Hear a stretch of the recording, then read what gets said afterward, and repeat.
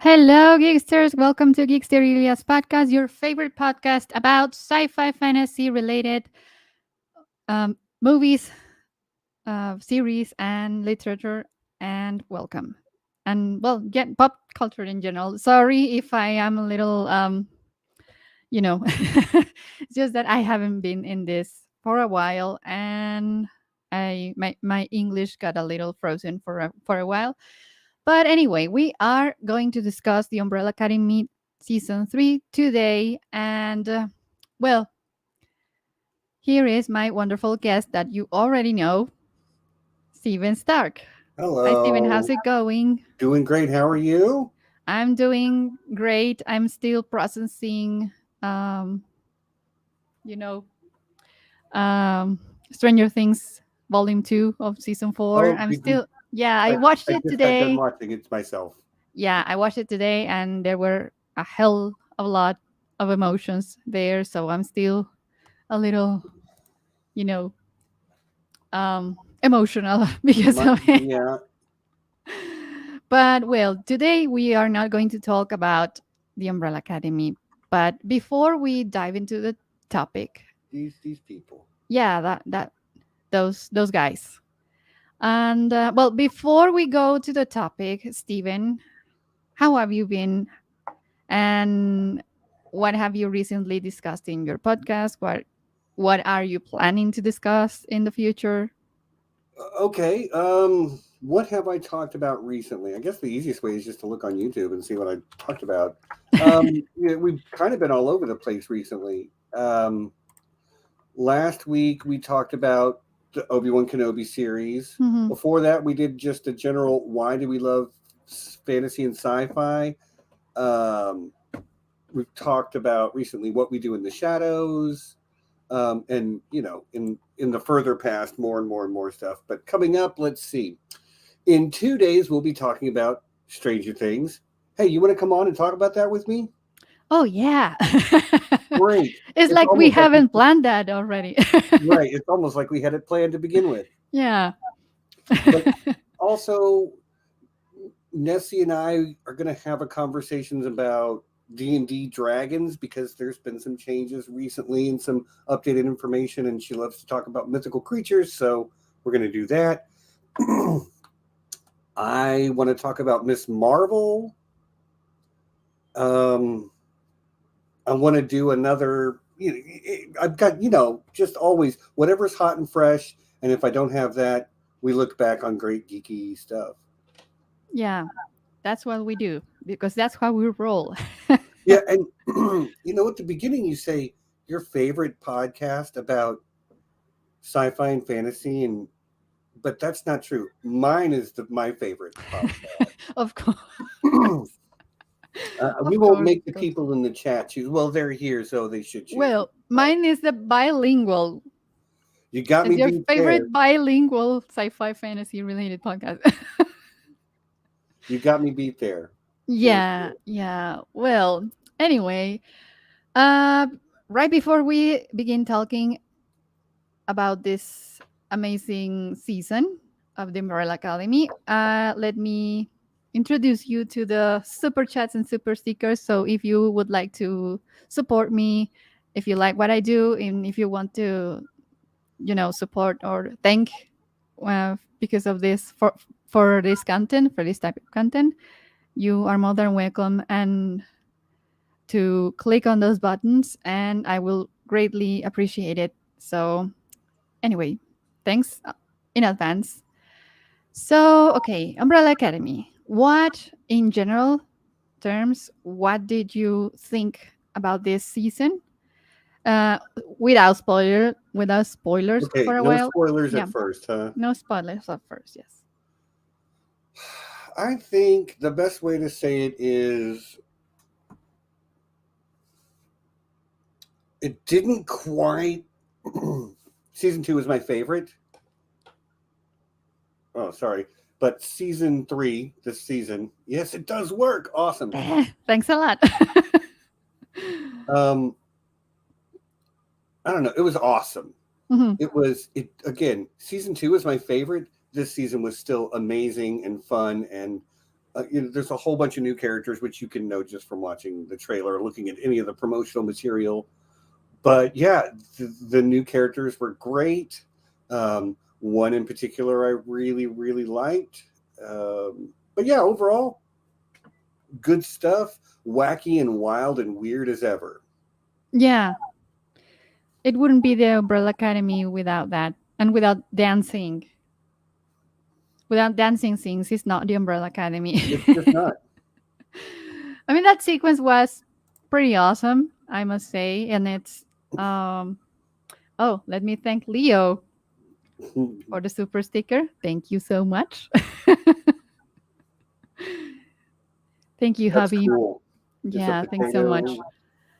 And well, I was saying, well, that sequence of the dancing, it was pretty great, and I know it was pretty great because of the reason of that sequence itself. It was part of a hallucination that Diego had, and it was pretty great. It was hilarious, and it was, you know, I loved it. I loved every minute of it, and the song that they were dancing to, that was pretty great as Yeah. well.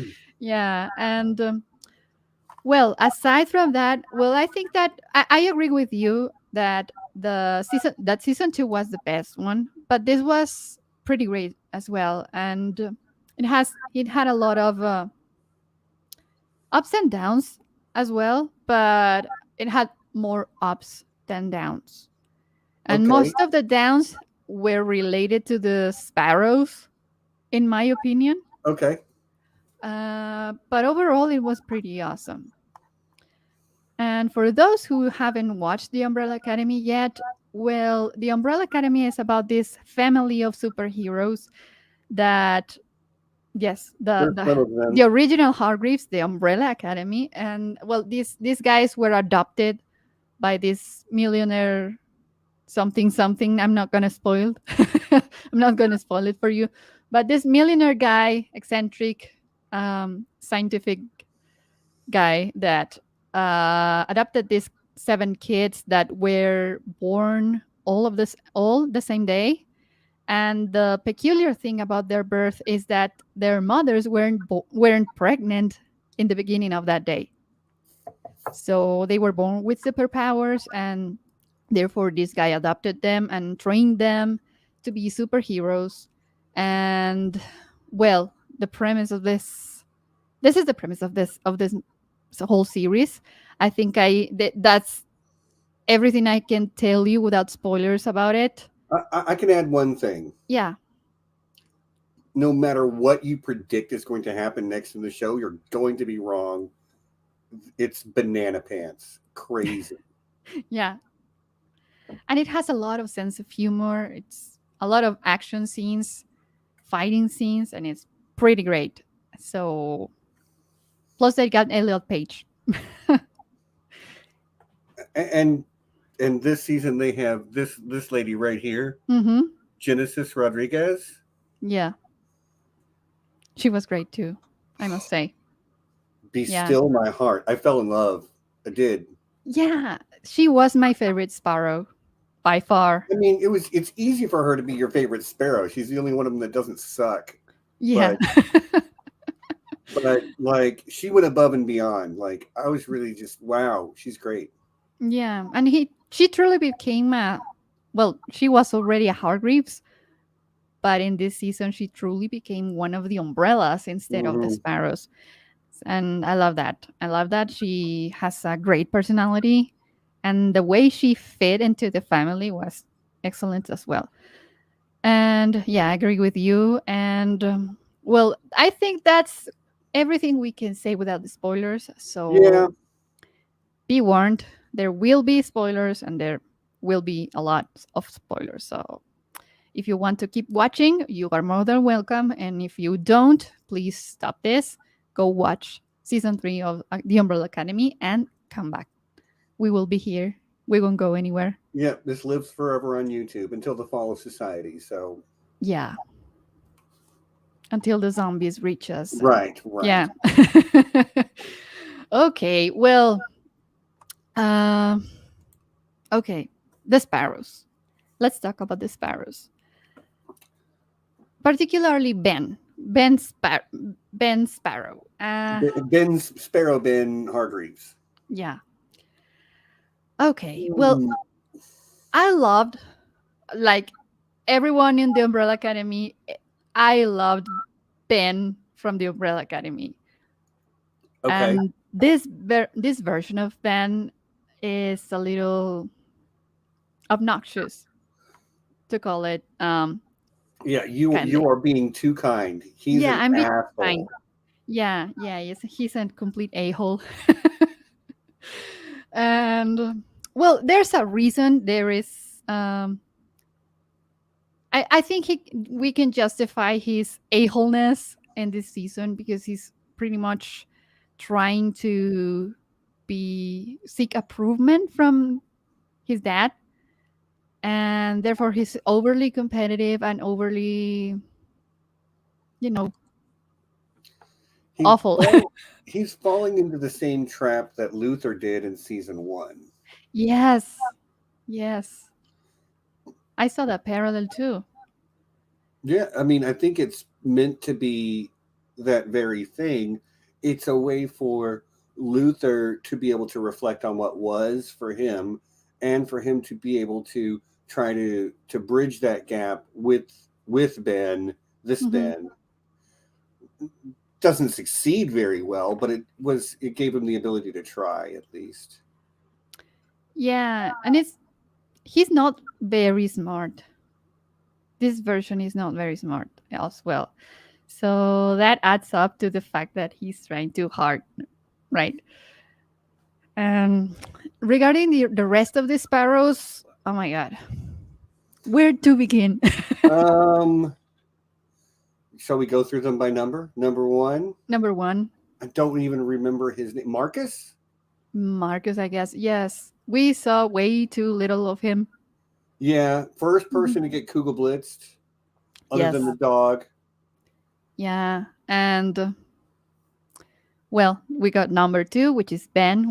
We already talked about a little about him, and well, anyway, and number three, her powers were great, but I didn't like her. I didn't like her either, but she was cool. Hmm. I mean, legit. I want that power. I don't want to go blind to get it, but Yeah, I want to shoot crows out of my back. yeah, and be able to know things because of this. Of Yeah, the super yeah, spy. yeah. You became the ultimate super spy, and no one would ever suspect of you. That's pretty cool. But I mean, her personality, I didn't quite like her Well, no, that again, none much. of the sparrows are very likable, No, except Loan. Yeah. except Sloane. Hmm. And well, number four and number five are pretty much meh. Yeah, I'm just waiting to get to Christopher. Yeah, I want Number to get the. seven. Let's skip those because We'll come they back. We'll come just back and talk about yeah, them later. yeah, they're Christopher. not quite important. But yes, let's talk about Chris. Chris is one of the most interesting members of the Sparrow Academy just because he's not merely human. He Yeah, doesn't have a human form. just what is he? Was he born a cube? Is that something that Reginald did to him later, the same way he sort of like apified Luther? I don't know. And to be honest, if he was birthed like that, Out? poor mom. Yeah. I don't want to know how much the poor mother of Chris suffer because of this. I don't know. But anyway, his powers are pretty interesting. And also the fact that everyone seemed to understand whatever he said because I mean, it wasn't human, at least not human form.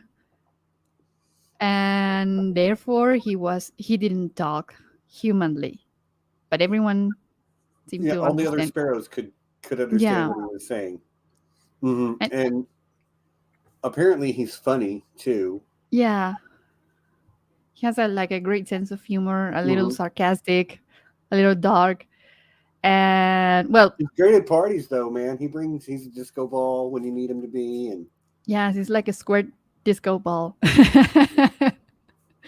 And he's like your, well, going beyond, going a little further in the story, what he does to contain the mess that they're in, it's also pretty cool, but it got him a little fragile. He became a little fragile because of it. And well, that's why what happened in the end. right. Yeah, but he was a pretty interesting member of the Sparrow Academy, I, probably the most interesting one. yeah, but you know what? I bet they never tell us anything. Yeah, they Like, will keep it a mystery. and they don't really need to tell us anything. Like, I think back to season 2 Hmm. of the show. The commission has this like board of directors or whatever, and the guy Hmm. in charge, he's got a fishbowl for a head. Why? Because, Because you yeah. would never guess guy with fishbowl on his head. That's what this story does. Is it's like what will they least expect? Hmm. And that's one of the funniest things of the Umbrella Academy, that they play with this type of things a lot. That they give you something quite eccentric and they don't explain it, and you keep trying to guess, or developing theories about why you saw what you saw. But I think that it's pretty great that they don't explain it. Yeah, I agree that Hmm. sort of sense of ongoing mystery, and at this Yeah. point, they're going to surprise us, but we won't be surprised that we're surprised. We're like, of Yeah. course, there's a floating cube that's a person. Of course, there's a guy who has a fishbowl for a head. Of course, there's a secret Fighting. interdimensional tunnel behind the Pachinko machine in the Uh-huh. hotel. Because of course there is. Yeah. And I love that about this show. And well, I think we're missing, oh, Sloan. Let's go Sloan is, Sloan. yeah. Yeah. That's the last member of that we're missing. Yeah, What? she's number. I know she's number 5, right? Yeah. She's number 5. Yeah. Isn't four Jamie? Uh huh. And And who? then the other guy, I didn't remember. I don't remember the name. I'm I sorry. think he was number 4. Yeah, Yeah. the zombie blob looking dude. When you punch him, you hurt yourself. Yeah. Mm-hmm. I don't remember his name. No, I mean he was pretty lame. I mean I like him. I the like power was him. okay, but the character itself was pretty lame, to be honest. And I the same love goes for. Hmm? during the Footloose dance scene. You can see that the actor who plays him has done Broadway. You Mm-hmm. can see him Oh yeah, getting, like he's got it. He's got it. yeah. I mean, of course they were going to present a new academy of pretty arrogant and obnoxious people. I know. I mean, that's what we saw in season 1 Hmm. with the original Hargreeves. But anyway, I never felt their deaths. Never. Not one of them. I was kind of relieved that they were gone. I got to be honest. I don't think we were in. I don't think they intended for us to feel them too much Yeah. because they were set up to be adversarial from the beginning. Hmm. We meet them and it's the first time we see them, get the hell out of my house, or we're going to, dance battle notwithstanding, they get into the first thing that happens is they get into a big fight. Hmm. Yeah. And they were crushed. Yeah, and they Yeah. beat our heroes. Hmm. So I don't think we were meant to necessarily feel all that bad, Hmm. at least from a story structure standpoint. Taking them away limited their ability. It scared the rest of them. It heightened the tension because what are the remaining ones going to do? What's Hmm. Ben and oh gosh, bird lady. I can't think of her name. Her But name was Faye. Faye. Yeah, I, Faye. I got there. But like, what Hmm. are they going to do now that the rest of their people keep dying? They're getting pushed further and further. Hmm. And honestly, it seems to me like Ben and Sloane were the ones that were intended to have character arcs. Yeah, Um, because we know another version of Ben, and the Sparrow version is so different. A great opportunity for that actor to like flex his acting muscles too, to play such a completely different character. yeah. I mean, he's two different characters, Yeah, and well, one of the things that I liked about this version of Ben, is that he's actually trying to be liked by the other Hargreaves. yeah. By the other Sparrows. Yeah, by the other no, by the other sparrows and by the other umbrellas as Oh, well. really? You think so? Yeah, I mean, Well, he doesn't show it, but you know that he truly feels the rejection and is affected by it when he's not invited to the bachelor party. yeah. I guess by the end of this story, he's come around a little bit. Hmm. Although it's funny that his last line is "I'm out, bitches," and it's so funny, just the delivery of that line, and he's back to being mad, and Yeah, yeah. I mean, of course, let's talk about the original Hargreaves. And well, one of the things that I liked the most was the drama of Allison.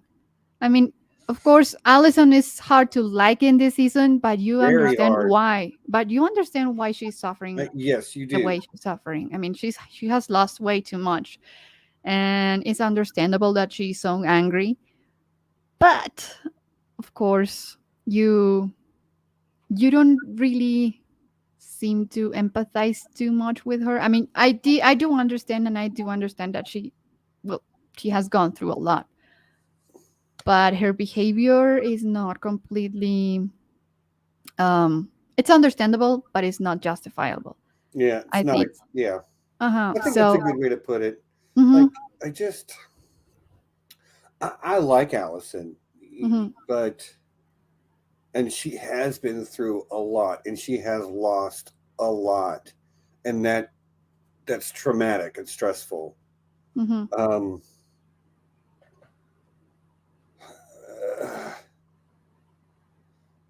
I just feel like she went a bridge too far for me, mhm. like she was letting other people get hurt so that she could get what she wanted, and I'm just not cool with that. To me, it sounds like she wanted everyone to feel her pain, and But that's she was willing to provoke that pain. yeah. Anyway, Uh-huh. And that's what shitty people do. I'm glad And she kind of came around by the end of the season, mhm, but and she did get exactly what she wanted by the end too. I don't think yeah. it's going to last, but Uh-huh. I hope between this season and next season they give them like a year or two to let time in the story pass, because all this has happened in the course of like 3 weeks. The entire Umbrella Academy TV show Mhm. has been boom, boom, boom, boom, boom. Yeah, they don't get a rest. They don't seem to get a rest. Well, in this season they kind of did, but A little bit. it was Well, because of the waiting. They didn't seem to have many options to prevent the end of the world this time. So they relaxed a little bit, and we saw the wedding and we saw many other things. One of my favorite things this season, and pretty much every season, is Klaus.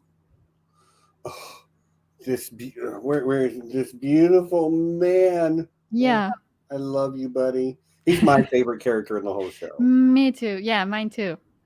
He is so. I mean, he's a complex character because he is a very selfish person in the beginning, and But but well, he has gone through a lot as well. But well, his reaction is more evasive and less confrontational than Allison's, and I like that about him. And he developed this sense of humor that is quite, I don't know, it's kind of whimsical, and it's kind of I don't know, foolish to a certain point, childish. childish, immature, Hmm. but a little bit acid. Because I mean, you can really be a very you can really have a strong mental health if you see ghosts the whole time. Well, and we've come to find out he was killed over and over and over again. Hmm. And that's one of the things that I actually liked a lot about this season, that we saw some new features in our heroes' powers. And we learned about Klaus that he's immortal, basically immortal, and he has died so many times and he didn't realize it. And we now learn along him that he is immortal. You, I'm thinking about it now. We may have, in the very first scene we ever see Klaus, he's getting out of rehab. He's finding a person, and this is all while Vanya's playing the violin, like the very first scene of the very first episode of season one, and he dies and he gets brought back to life in the ambulance. Hmm. So the first thing we see from him is him coming back to life, which is a power that we didn't even know he really had until third season. Yeah, and his comeback was justifiable then because of the um, uh, first aid in the ambulance. But now we know that he may actually have come back to life in his own power. Now we learned this, and I think that's pretty awesome. And I think that we haven't seen the full of Klaus's powers, and I think that's pretty interesting. And regarding Allison, we also see her power evolve. Mm-hmm. She no longer needs to say, I heard a rumor thing. And it seems to have some force behind it too, like it can physically hit you. Yeah. Is it, well, I've been wondering if is it like a wave of sound like Vanya slash Victor? Okay. Who knows? Who knows? And speaking of Victor, I would like to speak about him because I think that the whole transition storyline, I think that they handled it pretty smoothly. I would have loved to see a little bit more conflict, but I love the way that the other members of the academy embraced her identity and accepted him for who he is. I'm sorry if I missed with the pronouns, but yeah, I think we'll forgive you. yeah. I mean, I I think that they handled it pretty great, and I my only complaint at that is that they didn't give him a nice wig during the pre-transition scenes. Oh, okay. Yeah, that was my only complaint. But yeah, I loved seeing him smile for the first time in this whole series. Well, he did smile a little bit when in season 2 when he was living with this woman. I don't remember her name, with whom she well Oh, I he can't remember then either off she the had top a of my head. relationship. Vanya had a relationship with her, Mm-hmm. and now that Sissy. yeah, yeah. And well, I would have loved to see a lot more questioning, a lot more, you know, I don't know. I haven't gone through that experience myself, but Me neither. but yeah, I mean, I mean, I It mean, must be difficult to handle. it must be. I'll put it to you like this: I have never been even anywhere close to that to have lived my entire life fitting into the box that society told me to fit into, and then completely rejecting it and trying to live a new version of myself overnight. Hmm. I feel like I've taken baby steps in that direction throughout Yeah. my life. Um, but yeah, I've never transitioned, so to say.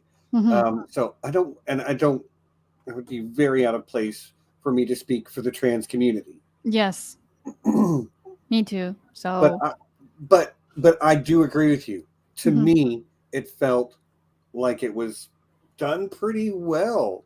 Some people had a few questions or were surprised by it. It was very heartwarming to see the family, his family love him. Mhm. Um, and yeah, I mean, and just like I did, people are going to make mistakes. People are going to misgender you because the brain defaults to a certain way of thinking. Yeah. Um, all you can do is all you can do, and you do your best, and you correct yourself when you make the mistake, and you move on. Mhm. But I was very happy with what they gave us in that regard. Um, I agree. I could have done with more. My favorite part of it, though, was Luther wants to throw you a party so you'll feel Oh, loved. oh, And that then, was pretty sweet. Yes. do you feel loved? Yes, I do. Mhm. And I'm like, no need for a party then, which Yeah. was, that was really a sweet moment and kind of a fun moment because Luther got to be big, dumb, lovable Luther. Yeah. I like the way that they portray him in this season. He He's has my, evolved so much. Yeah. yeah, he's probably from from the beginning of the show to now, he's the one that's moved up the most Yeah. in how much I like them. Because season one, I was like, God, I hate, I wanted to strangle him. But what a great story arc he's had to come from season one to where he is now, the kind of the heart of the umbrellas. He's number one, For a reason. not because he's this great tactical mind, but because he's the heart of the group. Yes, very much. And well, circling back to Victor, he also had an upgrade in his power. And that element was pretty interesting. It was one of the most interesting things in this season. The when this guy showed up, I mean, what was the name? What was the name of that character? I don't remember the name. Was it Herb? Herb. Yeah, I think it was Herb.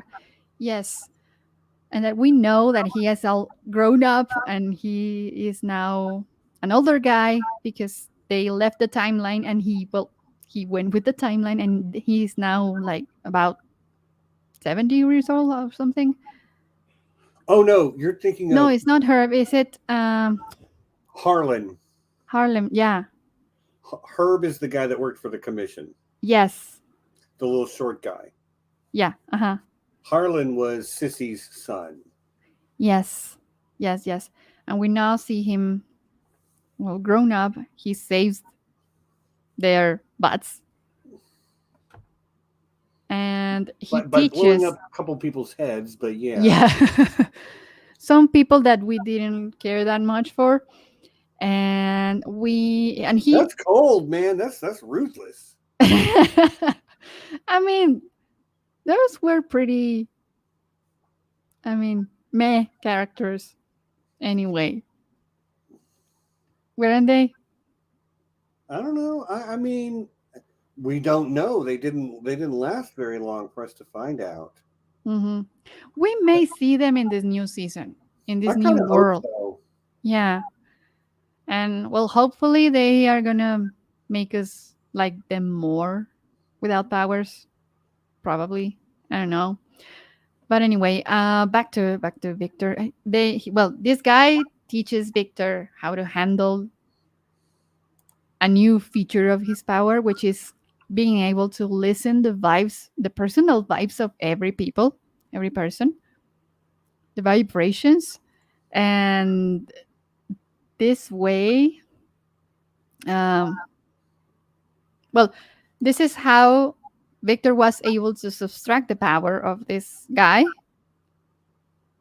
and basically prevent that. What was the thing that the sparrows kill him, but Allison ends up killing him anyway?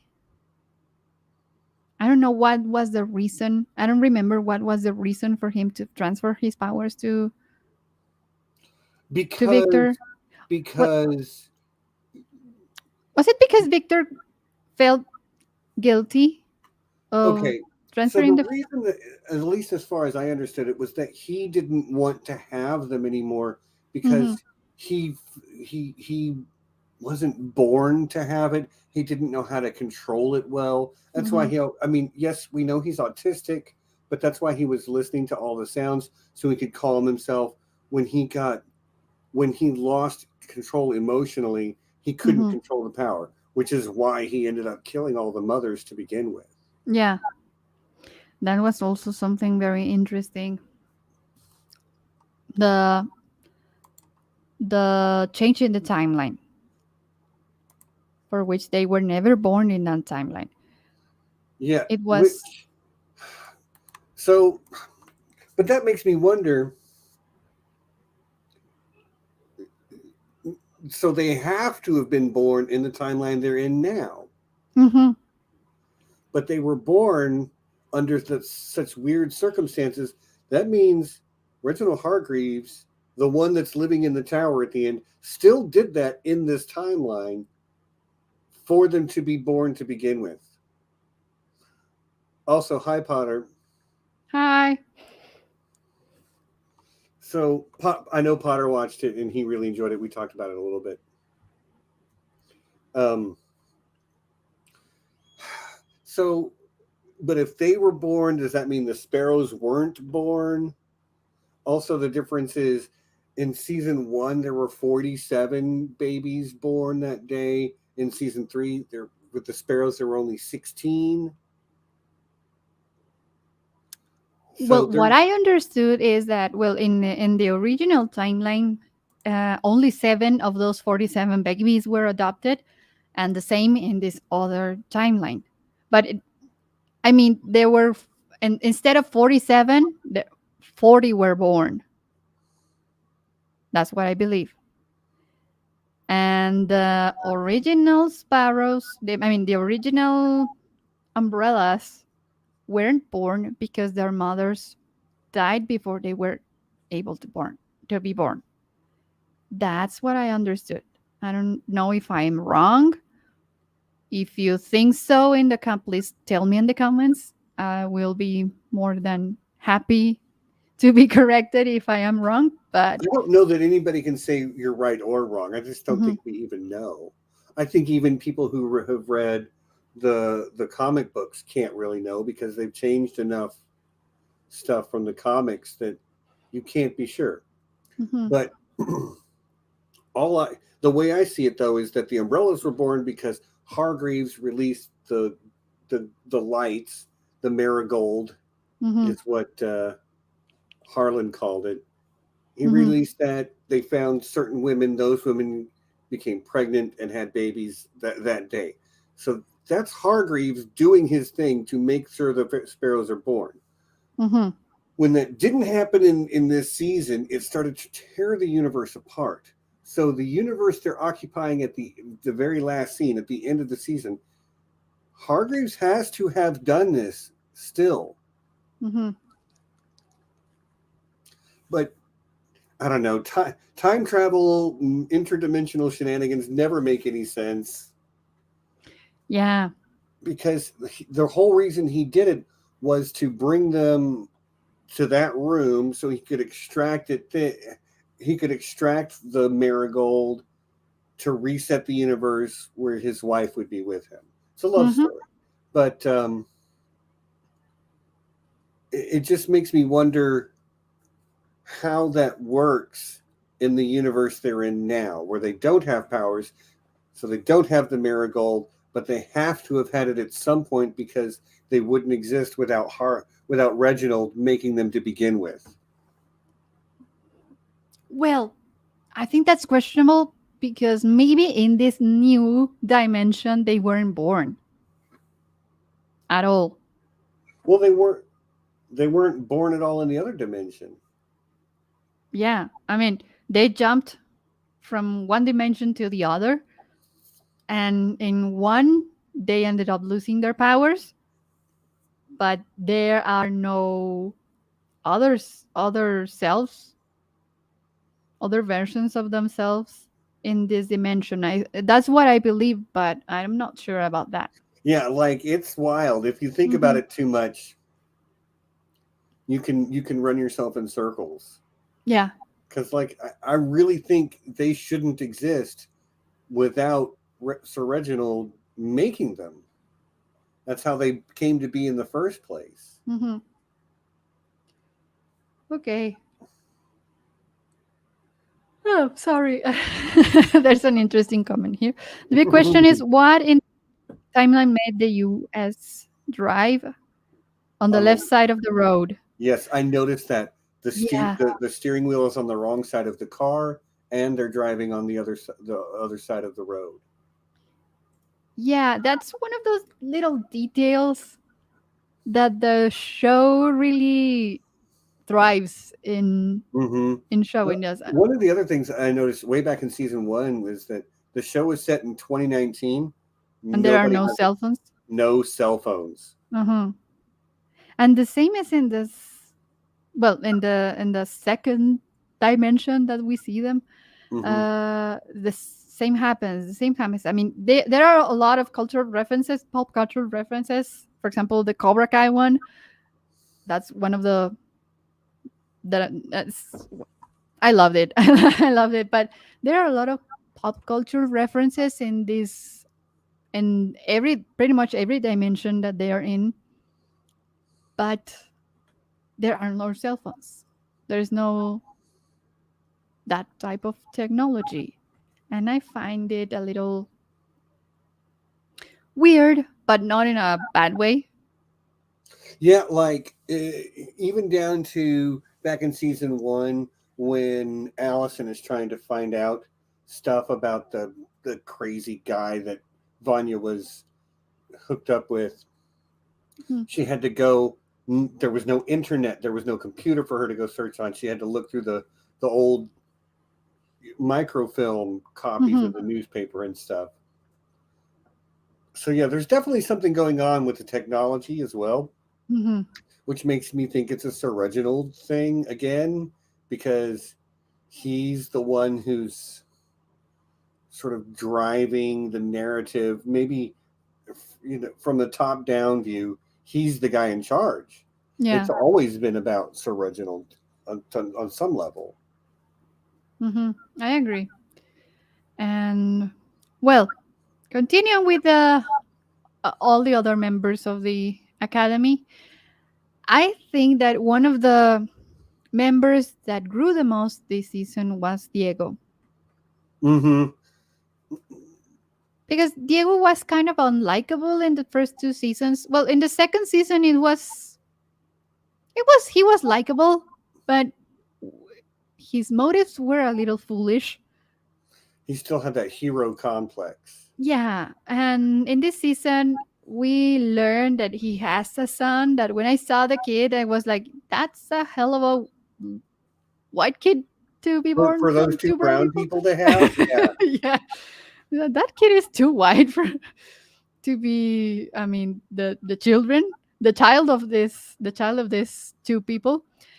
But then we understand, but we learned that he's not actually the son of any of them. He was just kidnapped, basically kidnapped by Lila. And also Lila is quite funny. She's one of the funniest I characters. love Lila. She's like last season, I enjoyed her last season, Hmm. but this season she really sort of like knocked it out of the park for me. She's so fun. Yeah, and I mean, her relationship with Diego is pretty interesting. It's pretty toxic. You think? Yeah, super toxic, like Chernobyl level toxic. But I mean, they seem to actually love each other, and I don't know, that's weird. But the kid, about Stewart, I like the kid. I mean, he was supposed to be annoying because that's how children of that age are. Well, and I'm sure Lila told him to turn it up because she wanted to see if Diego would. She wanted to see if he would break or not. Yeah. So be as annoying as possible. I want to see, you know, how good he is at being a dad to an obnoxious 12-year-old. Hmm. Because let's face it, that's tough. That's where the hard parenting comes in. Yes. That's like I don't know. Well, that's the hard mode. That's when you activate the hard mode of parenting. And yeah, I mean, the motives of Lila were pretty interesting. I mean, they were justifiable as well. But well, Her given that they motive. have this, yeah, given that they have this super toxic relationship, I mean, it's understandable that she put him in this position, and the way that he reacted, I mean, it was pretty real. And I love that I saw a new side of Diego, and I think that um, David Castañeda's acting in this season is has improved a lot, given that he has a lot more sides in his character Well, now. he was given more to do. Yes, because in the other two season he was pretty one dimensional, and in this season we see that he is still a little clueless and a little too impulsive, but he now has to refrain because he now is quote unquote a parent, and then we eventually find out that he's not actually a parent but he's going to be a parent. Yeah, even now, I'm just like, I don't know. Lila is such a wild card. I don't know if I believe her. You know what I mean? Like, she Mhm. probably is pregnant. It seemed to be pretty, like, there was some real emotion when she was telling Diego that she was pregnant. Mm. When she was kind of coming clean about the whole thing.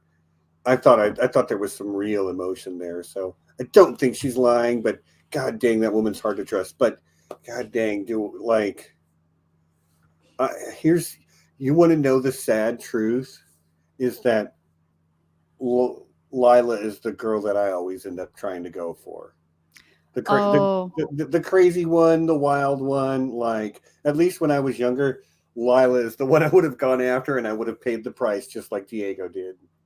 yeah, I understand. I don't know why those type of women are so magnetic, because I've seen it with a lot of my friends that they end up with what women like that, and I never understood, but I kind of I mean, yeah, same thing with the bad boy. You know, yeah, yeah, it happens. It is what it is. yeah. But anyway, she was pretty enjoyable this season. I mean, she put a lot of humor to. I mean, all every character is pretty funny in their own way. Mm-hmm. But in this particular season, she was one of the most hilarious ones. And it's not only because of her conflict with Diego, but also because she's like the outsider of the group. And she's the one that can see things that the other ones are stuck in their Hargreeves pride. Mm-hmm. and they are unable to see to see these issues, and she is, and the way that she blurts it out. I mean, she's she's so funny. She's so funny. Yeah, I don't I know. mean, I'm just thinking about like she had more interaction with the rest of the umbrellas this season too. Hmm. Like she had some genuine one-on-one moments with Five. The their fight where she's naked and they're doing the teleporting fight. So funny. Yeah, and I like that now they are taking advantage of her power too. Hmm. I mean, they used it. They used her power to close this um, fireball thing. Kugelblitz. Yeah, I wouldn't remember that name. Or I know okay, but it's German and it means lightning ball. the lightning bolt. Okay, I will call it the I lightning know bolt. just enough German to know that. Hmm. And well, I like that she now knows. Well, I think that's something that she has already mastered, but in we haven't really seen her use her powers like that. And but I mean, in a good way, in a advantageable way for everyone. Hmm. Um, I think that the I have a feeling that her favorite power to emulate is Victor's because it's a massive amount of power. It's a lot. It's a lot, and but I enjoyed her seeing emulating Five's powers. And Yeah, speaking all of of it's Five, good. All of it's good. yeah, There's that scene where Diego locks her into the closet, and then later Victor comes walking by, and the door explodes off. And yeah, finally, somebody with an interesting power walks by. yeah. That's like this show does that so well. Those fun beats in the story. Like I think they have a plot where they're like, we want to go from here to here to here to here. What's Hmm. the funniest, weirdest way to get there? Hmm. And that's what this show does. Yeah. They want to be funny and weird and but but tell a real story about family dynamics and the ups and downs of relationships with people and relationships of all kinds. Hmm. There's romantic involvement. There's parental relationship. And There's siblings. You know, and it's not just the relationship of like the umbrellas or the sparrows to Reginald, but Claire's relation, um, Allison's relationship with Claire, Allison's hmm. relationship with Ray, um, Luther's relationship with Sloane, Hmm.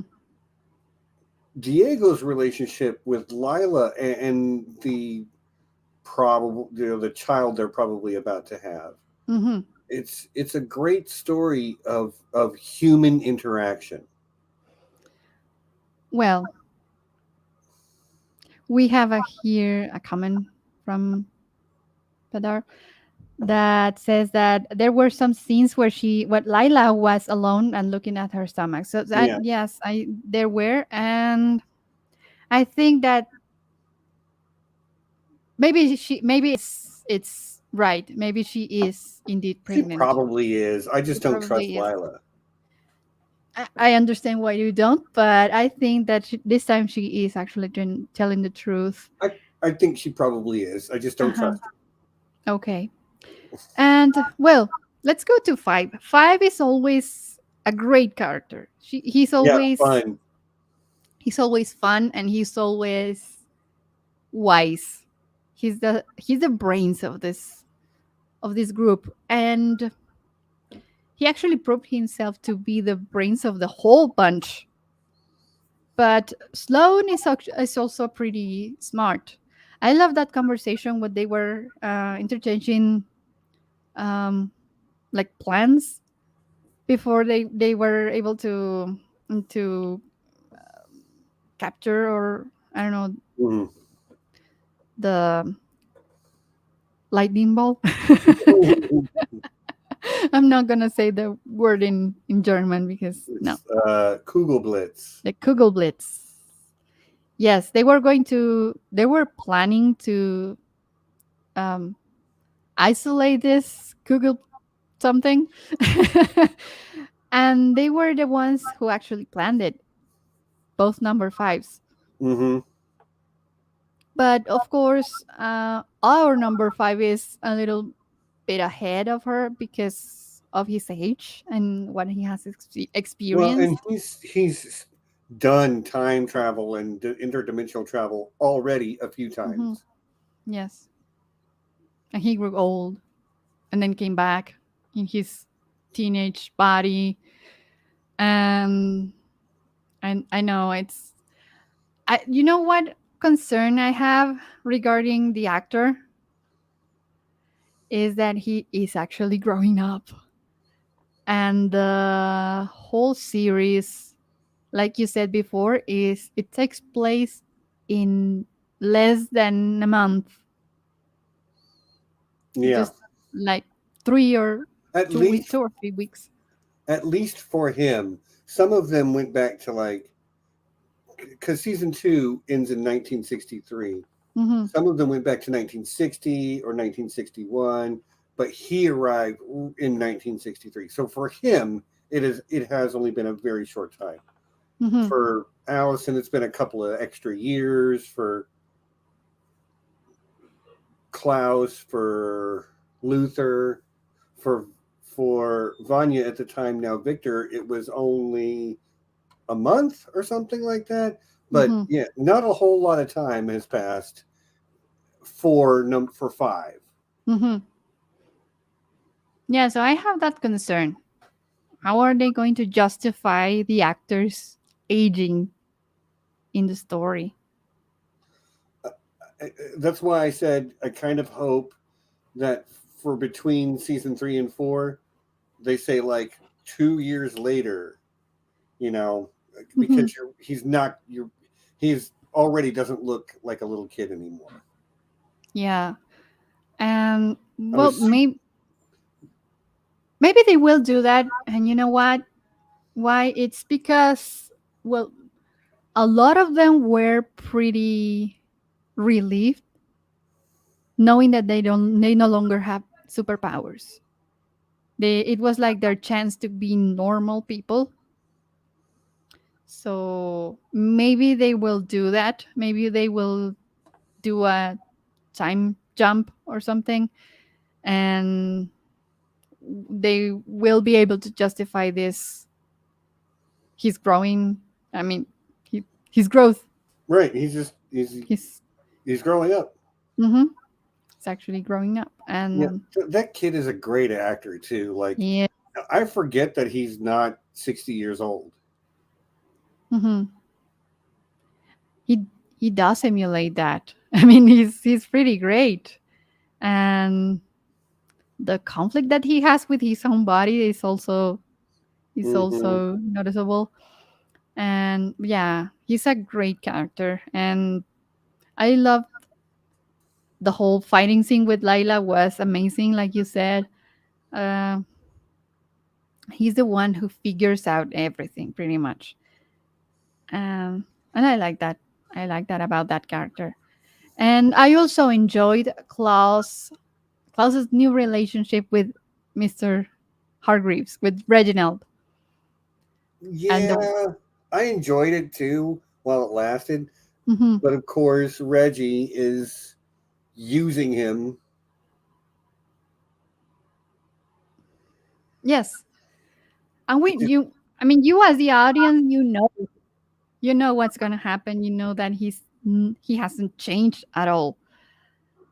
But you can't help feel for Klaus and his eagerness to, well, first of all, make a connection with his dad, and then, well, of course, learning about his power.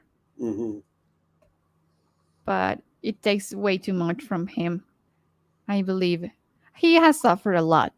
Klaus has suffered a whole lot. Because Klaus, let's not forget, fell in love and watched the man he loved, die Hmm. in his arms. Yes, and he initiated a cult. That was one of the most hilarious things of season two, and the way that he used uh, popular songs, popular modern songs, Hmm. phrases. Don't Uh, go chasing what? waterfalls. Yes. Stick to the rivers and the lakes that you're used to. And people is Oh, just like, oh. it reminds me, did you notice at the end when he goes like Alakazam ghosties? Those tattoos are not on his hand anymore. The hello goodbye, it's gone. Mhm. I didn't notice that. I think I have to rewatch that I promise scene. they're Yeah. gone. Okay, that's interesting. And he's a Yeah. little upset from losing his powers as well. It's understandable. Now he can die. Yeah, he died way too much in order to become mortal in the Right. end. I've died too much to be able to die now. Yeah, poor Klaus. He's one of my favorites. Yeah, I do love that guy. Hmm. I think it's just the kind of over the top way that the actor delivers it. Hmm. He's a great actor, but his character is a little too similar to his character in. Oh my god, I just forgot the name of that Misfits. series. What? Misfits. Misfits. Yes. I He's haven't seen it, but I know that's a show he's in, and I've heard that his character in Misfits is at least somewhat similar. very similar, I would say. Okay, Um, he's a little in both series. He's a little unpredictable, and he's a little on the chaotic side. very chaotic. Very chaotic, and his morals are pretty gray in both series. And I think in both points, in both series, in at what point he's immortal as well. He's not able to die, and yeah, it's pretty similar. So I find that interesting, but I think that for the actor, I don't know how that would be for the actor. Um, I try to put myself in his shoes, and I think if I was a professional actor, I would have two minds about it. Part of me would be like, it would really be nice to play a character that's very different, Hmm. but another part of me says, I'm on the biggest show on Netflix, Yeah, and people love me and love this character, and I'm relevant and I'm making a lot of money. So, yeah, I know, I understand, and I think I would probably feel the same way. yeah, like, sure, I would love to practice my art in another way, but I'm not hurting. People are enjoying what I'm doing, and I'm getting rich off of it. So, Hmm. could be a lot worse. I hope that that's what he's taken away from it is that he's bringing us joy and he's making a good living off of it. Hmm. And well, another aspect of Klaus's um, story arc in this season is I found his relationship with the new Ben a little fun. I mean, Yeah, it was funny because he had spent so much time with Ben, with the old Ben. So he was the person that actually knew him the most. right. And to see the contrast, it must have been hilarious for him. And he actually makes jokes about it. And he's the one that explains to this new Ben how the old Ben was so adorable, Mm-hmm. and why everyone seemed to be so shocked about his behavior and his attitude, and they all kept comparing him with their own band. Mm-hmm. And but he actually went uh, further, and he was the one that explained why Ben was so lovable. The other Ben was so lovable. And he says, and he's the one who tells him that there must be something the old Ben must be there somewhere. Right. And I think he probably is. Like the very core of him is there somewhere. It's just Sparrow Ben, he's been a sparrow, and we see how the sparrows are different from the umbrellas in that they're sort of laser focused, and they don't even let Reginald call the shots anymore. Hmm. It was they were keeping him drugged. They were the masters of their own destiny, but they had to do it sort of as a unit, even though I don't think they liked each other very much. Hmm. But they felt more like coworkers than family. Yeah. And well, that was also a great contrast between the two academies because, well, the academy that we were more used to, the umbrellas, well, it's a chaotic family, basically. It's a toxic family. They have so many differences and conflict, and the sparrows seem to mask that pretty great because they are trained to work as a unit. Mm-hmm. And this is because Sir Reginald was very adamant in not making the same mistakes with this new academy that with the old academy.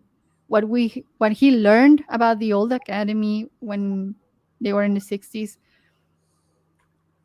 he tried to correct those mistakes, and well, he ended up losing control of his children, but Yeah. they actually did work as a unit.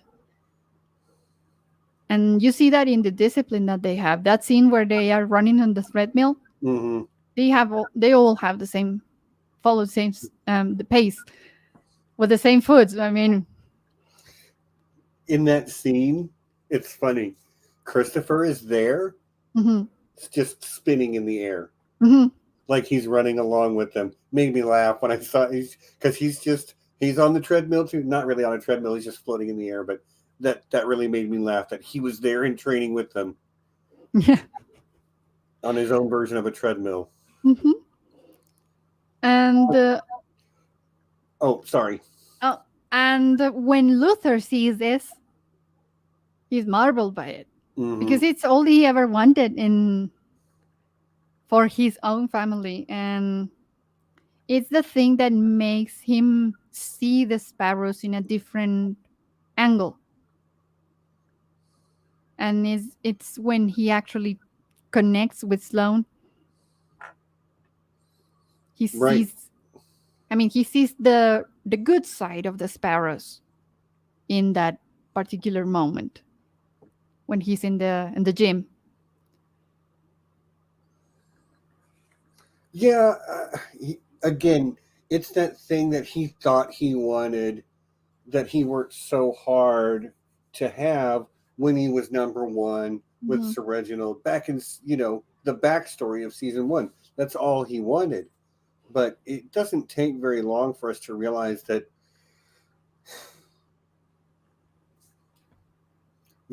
again, to me, it just feels like the umbrellas are a family. Yes, they're dysfunctional. Yes, they have problems and they have difficult time working through some of those problems sometimes. But they feel like a family. The sparrows feel Mhm. like they work together, like they're co-workers, not family members. Mhm. And Yeah. I think that's why Sloane is so drawn to the umbrellas, because that's what she wants. She wants that family aspect, Mhm. but she can't ever really get it.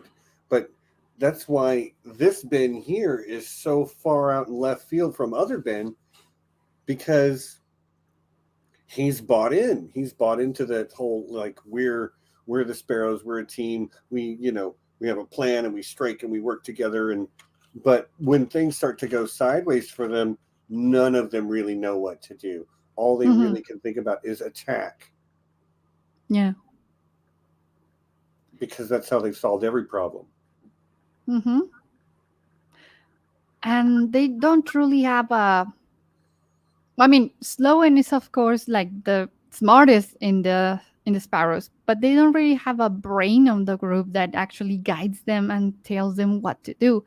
And it's that role. That's the role that Ben is trying to accomplish, but he just doesn't have the brains for it. Yeah, you're not wrong about not having the brains. Maybe Hmm. Christopher was the brains. Yeah.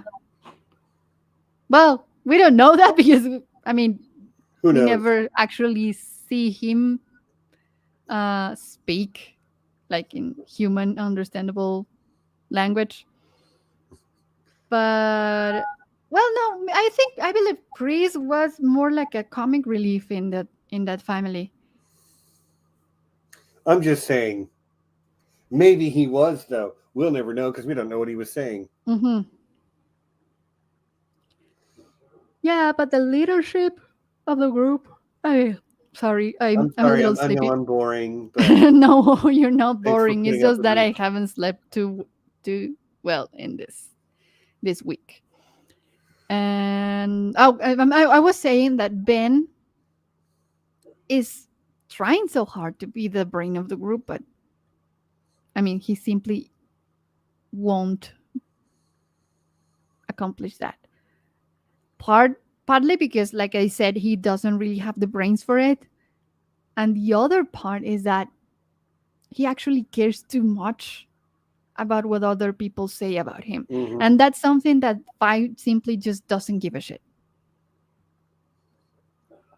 Yeah, it's interesting also because Sparrowben was number one at some point Mm-hmm. and then got knocked down to number two and has Mm-hmm. been trying to claw his way back into favor ever since. And oh, excuse me, no, you're boring. Um, uh, but he even after one disappears, he's still on this. We have to get, we have to get Marcus back. We're going Mm-hmm. to, give him back, or we're going to fight you and destroy you.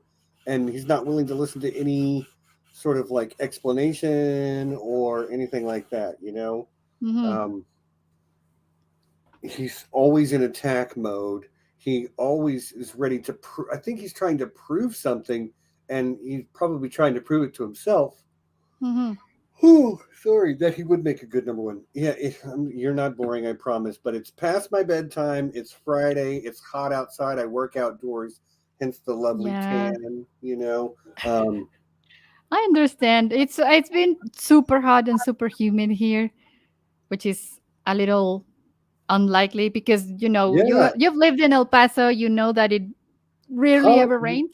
But hot. we do, Yes, humid, not so much. yeah, but we do get some monsoons during Mm-hmm. the summer, and we are in the middle of the monsoon.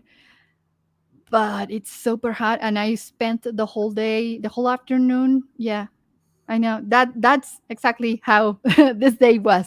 I mean, I spent the whole afternoon watching my kids in a little pool, and I don't really. I have a really hard conflict regulating my body temperature, Mm. and it was the day was today was pretty awful for me because of the heat, and I'm a little exhausted right now, so that's why I'm yawning. Me It- too. Me too. Like I say, Mhm. it's Friday night. I've worked all week. It's hot outside. I work outdoors. But Umbrella Academy was really good. Yeah. I'm trying to think of, there was a couple of things I wanted to make sure that I mentioned before we get to the end.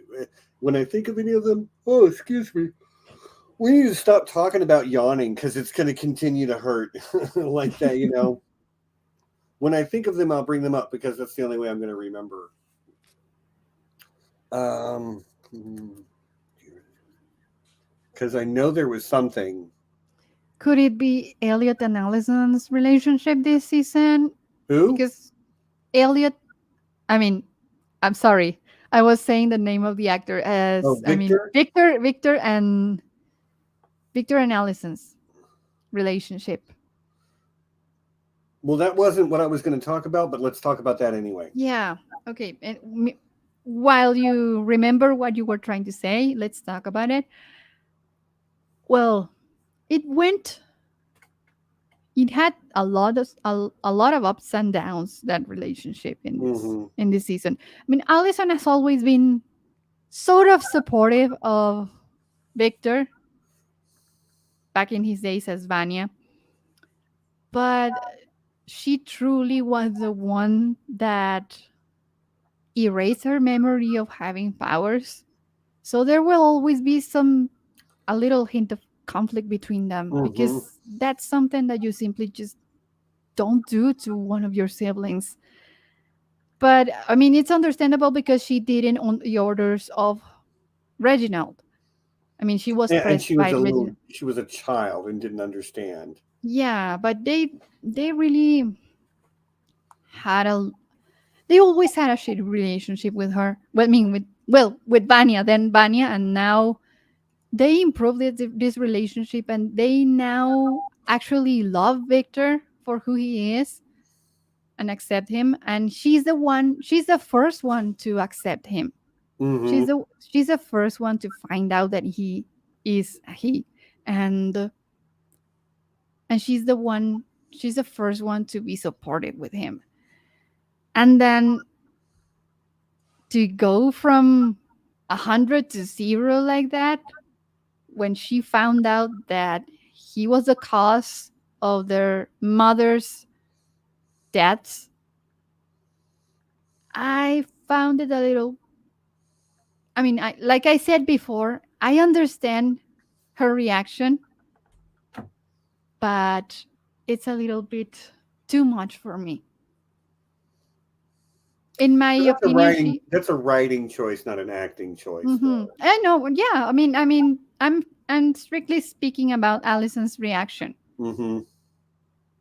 I mean, I understand that her reactions comes from a lot of pain, but she completely refused to talk and to listen to Victor. I mean, the deaths of the mothers, It's a big deal. it's a big deal, but it wasn't his fault. You're right. It wasn't. Mhm. Again, that's why he wanted Victor to take the power back. Mhm. It's because he could not control it when he lost. When he lost control of, anytime he would lose control of his emotions, I think he was in Mhm. danger of doing something like that. Yeah. Oh, this adds a little to the conflict. I didn't remember this, but Victor also didn't need Well, Vanya. nearly yeah, Victor as Yeah, there's a Vanya. lot of baggage there. Mhm. But I'm And kind of with you. Like, that is a pretty quick turn for mhm. Allison to make. Mhm. I mean, well, from a realistic point of view, I think it's understandable, and I think that is realistic that someone would react like that. But given the history of these two characters, I find it a little bit too much. But it's understandable, and I find that and I find it realistic that Allison would react like that, because most people, when they're angry, try to look for someone to blame Yes. for their own mistakes. Hmm. Because part of the pain of Allison's is the way that she treated her daughter, and that was entirely on her. So not being able to make things up with her daughter, I mean, get things right, improve their relationship, was taken from her. Hmm. And I'm just kind of chewing on this idea. mhm. Yeah, Potter's pointing out that Allison lost her own child due to the timeline change. And I guess Allison could blame Harlan for that Mm-hmm. because of the way he killed their mothers, which Mm-hmm. means they were never born, which is why Allison doesn't exist, or why Claire doesn't exist in this timeline. Mm-hmm. So she's blaming Harlan for Claire not existing and blaming Vanya for protecting him. Yeah. So I guess when I link the idea of I'm mad at Vanya because she protected Harlan because he caused my daughter to blink out of existence, I can follow that chain of logic, and like her whole reason for leaving Ray in not staying back in the '60s was to go back to Claire, and that didn't Mm-hmm. work. Yeah. And then, But but then having somebody that she could blame, Harlan, and then like by extension Victor, mhm, I actually think that does make some sense. it does. It does. But it feels a little too much. I mean, she went too far on that, I believe. And I mean,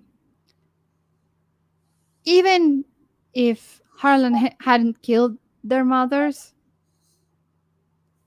you don't really have a guarantee that yourself from this dimension would marry the same guy Yeah, and yeah, yeah. produce the I'm with same you. mhm, and produce the same child. Right. That means the same sperm and egg. Hmm. Which is highly unlikely. Highly unlikely. Mhm. I mean, in this dimension, she would probably had a son instead of a girl, or Or no maybe kids. or Or no like kids at all. had sex the day before Hmm. and had a completely different child. That's a girl. You, Hmm. it's just yeah, the likelihood of any one of us existing is astronomically low. It's a whole Hmm. never mind. I'm not going to go down this road about statistics and like probabilities and all that, but yeah, there's no way Claire could exist in any dimension other than their home dimension. Yeah, but well, if you see it from the point of view or the logic that the same people exist in both universes, it means that they were meant to be there. So maybe it was possible that Claire would exist in this dimension as well if the mothers wouldn't have been killed. But still, I don't know. Yeah, I know. It's a this show is such a brain bender. Yeah, I mean, underneath that, those layers of humor and craziness, there's a lot to think about it for this show. It's deeper than it shows. Yeah, I agree. There are things that this show is taking on that you don't realize it's taking on because of the jokes, because of the flashy fights and the superpowers. But at the end of the day, it is about family relationships Hmm. and what can you forgive and what's going to be the thing that will push you too far. And I guess we saw for Allison, it was just she kept losing the people she cared about the most, and she kind of broke. She got to that point where she's like, I can't lose again. Hmm. Yeah, But but I mean, yeah, her family was there. I'm with you. I'm with you. Yeah. Like I keep going back and forth. Like, oh, I can understand it. Well, she kind of went overboard. Okay, but I can understand. No, I can't. I keep kind of. Yeah. But that's the interesting part, right? I mean, Mhm. it's the greatness of building these awesome characters that have both. I mean, they are great. They're truly great. They have these great features, and they have these super awful behaviors, and you know. So it makes it, I mean, it truly makes you think if she was right or she was wrong, or if this other character is right or if it's wrong. I mean, for example, Diego in season two, his whole purpose was just to save Kennedy. And you know that, I mean, having watched so many shows about time travel, you know that he's not going to succeed. And maybe he also knew that he wasn't going to succeed, and maybe every other character warned him that it was not going to be possible, but his urge to be the hero was stronger than his logics.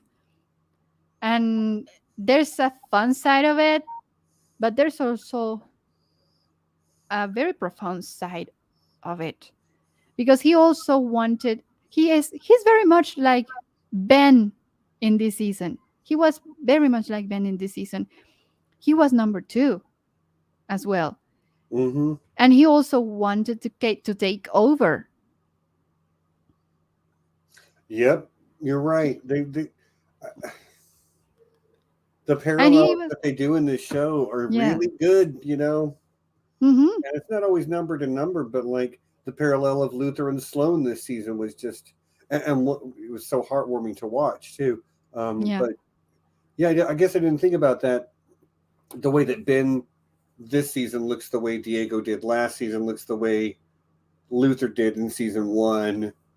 Hmm. Yeah. Yeah. And for example, well, we haven't spoken too much about Luther. I mean, we both agree that he was so lovable this season, and that he had this amazing, beautiful moment with Victor. But the whole core of his relationship with Sloane is that they both feel like outsiders Mm-hmm. in their own families, and they both want to be loved and accepted. So I feel that that's why Luther felt so excited when Sloane truly wanted to listen to his stories Even about about him. living on the moon. Yeah, yeah, because no one ever actually cared about that before except for her. And that was something that was like gold in Luther's self esteem. It was like a band aid for his Yeah. self esteem. Yeah. So, I mean, he was not my favorite character during the first 2 seasons. I must admit it. But in this season, he truly grew Yeah. or escalated in Yeah. the. Yeah. I said it earlier. He's Mhm. the most improved Yes. overall. Yeah. And Diego what, too. say again? Diego as well. Diego, yeah, Hmm. Diego's on the upswing also. Hmm. Allison has moved down because of the way she acted this season. I mean, the actress, great Hmm. job, you Yeah. know. But Allison, a lot harder to like this season. I just want to mention Sloane again. This lady right here. Hmm.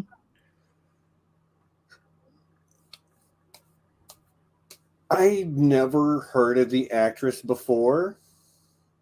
I don't know if you have. I know she's done like telenovelas and she's She's Cuban. Yeah. yeah, okay. I know she's Latin and she has worked, you know, in Spanish language programming, which, let's be honest, I don't really watch Spanish Me language. neither. Okay, fair enough. To be honest, I mean, if she worked in telenovelas, there's this thing with telenovelas is that they are so bad. Okay, It's super but bad she's storytelling. clearly a But good actor because she uh was huh. great in this. And look,